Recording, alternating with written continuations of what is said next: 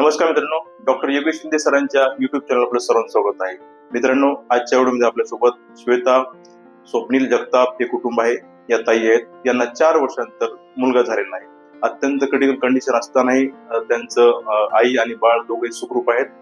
चला तर आपण त्यांची चर्चा करू. दादा, आपण नाव पत्ता सांगा. मी बीड जिल्ह्यातून आलेलो होतो. आम्ही पाटोदा आमचं गाव आहे, तालुका. माझ्या बहिणीला बीड जिल्ह्यामध्ये नाव सांगा. बहिणीचं नाव आहे श्वेता स्वप्नील जगताप. तिचं सासर आहे पुणे. डिलिव्हरीसाठी गावी आलेली होती. तर आम्हाला बीडमध्ये तिला जास्त घाबरवलं. डॉक्टरांनी सांगितलं की पेशंटचे सिरियस आहे, प्लेटलेट कमी आहेत, बेबी वाढतो, काही होऊ शकतं, बाळाला काही होऊ शकतं, तिला काही होऊ शकतं. तर तिथल्या चांगल्या डॉक्टरांनी, म्हणजे मोठ्या डॉक्टरांनी सांगितलं की तुम्ही औरंगाबादला जा, तिथे डॉक्टर योगेश शिंदे सर यांच्याकडे.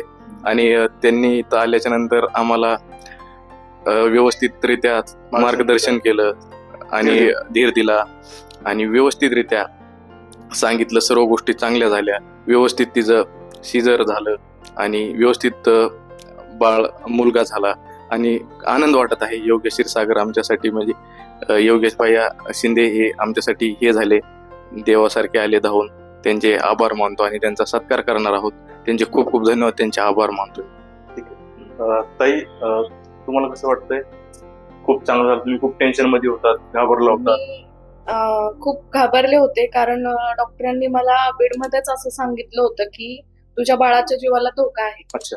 पण मला तसं काही जाणवत नव्हतं. पण मला विश्वास होता की मला आणि माझ्या बाळाला काही होणार नाही. पण इथे आल्याच्या नंतर सरांनी मला कसल्याही प्रकारे न घाबरवता मला स्वतःला डिलिव्हरीच्या मोमेंट मध्ये सुद्धा धीर देऊन माझी डिलिव्हरी करून सुद्धा मला सर म्हणले, अगं तुला मुलगा झाला आणि तू आणि तुझं बाळ दोघंही सुखरूप आहात. मला एवढा आनंद झाला, म्हणजे मला असं वाटलं होतं की मला काहीतरी होईल आणि माझ्या बाळालाही. पण मला आणि माझ्या बाळाला दोघांनाही नवीन जन्म मिळालाय आणि तो फक्त सरांमुळे मिळाला. मी खूप सरांचे आभार मानते. देवासारखे खरंच खूप चांगल्या प्रकारे सर आम्हाला धावून आले, म्हणजे देवच आम्हाला धावून आला त्या वेळेला, कारण खूप कमी वेळ होता आमच्याकडे त्या वेळेला. त्या पेशंटला म्हणजे खरंच क्रिटिकलच होतं, कारण पेशंटच्या प्लेटलेट कमी होत्या. त्यानंतर पेशंट पीएच म्हणजे बीपी पण पेशंटचा खूपच वाढलेला होता. पण पेशंट घाबरलेलंच होतं, कारण पेशंटला कोणी डॉक्टर घेत पण नव्हते. आणि त्यांना तिथं तसं सांगण्यात आल्यानंतरही पेशंटला असं वाटलं आता काय होईल माझं आणि माझ्या बाळाचं. पण संध्याकाळची वेळ होती ही, आणि सर तर म्हणजे जाण्याच्या ह्याच्यातच होते. ओपीडी संपली होती सरांची.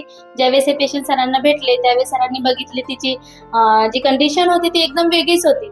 सरांनी तिला व्यवस्थितपणे समजून व्यवस्थित पहिले शांत केलं आणि त्यानंतर अर्धा तासच सरांनी तिची मुवमेंट्स, म्हणजे सगळ्या गोष्टी, रिपोर्ट्स, ह्या सगळ्या गोष्टीवर पटकन ऍक्शन घेऊन ह्या पेशंटला त्या त्रासातून मुक्त केले.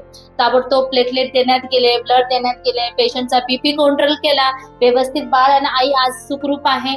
आम्ही ह्या म्हणजे पेशंटचा हा दुसराच जीवदानच म्हणा, म्हणजे पेशंट आज दुसराच जन्म आहे. त्यामुळे सरांनी ह्या पेशंटसाठी हा केक तुमच्यासाठी पाठवलेला आहे आणि ताई तुला हा कापायचा आहे व्यवस्थित. हा, आणि तुला अभिनंदन आहे ह्या गोष्टीचं की तुला सगळ्या ह्या गोष्टीतून, त्रासातून तू आता व्यवस्थित आहे. आज पेशंटचा 3रा दिवस आहे.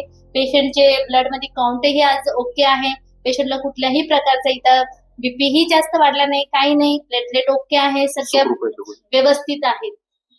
शेवटी आभार सरांनी. आज सुट्टी करणार आहे तुला? हो, आज डिस्चार्ज मिळणार आहे. खरंच अजूनही सरांचे खूप आभार की एवढा केक वगैरे आमच्यासाठी सरांनी हे केलं.